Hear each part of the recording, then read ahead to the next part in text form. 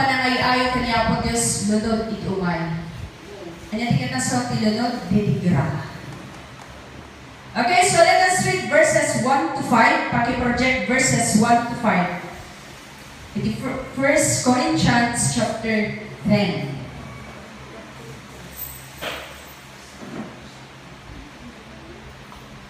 Okay, the verse 1, kung na, kakabsat, saan ko kaya nasanyo nga ako?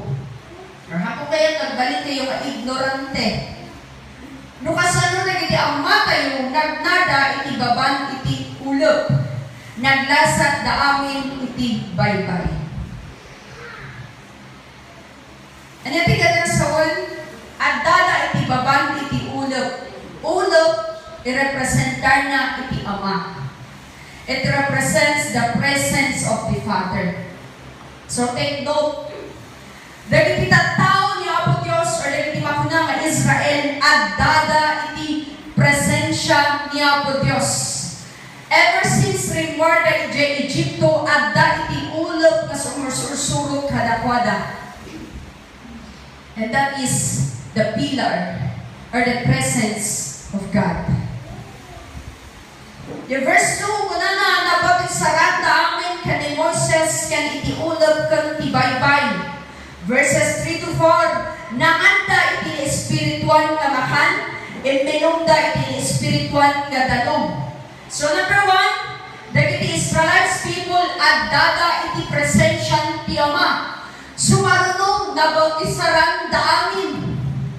May katalo nang nanganda iti espiritual nga makan, that is the word of God. Nagad-adada iti sa saon ni Apo Diyos. Verse 5, kuna na, ngem kadwan kadakwada saan nga naiayo ni Apo Diyos. What is the reason? Tada na napukaw da ijay latang. This is the will of God.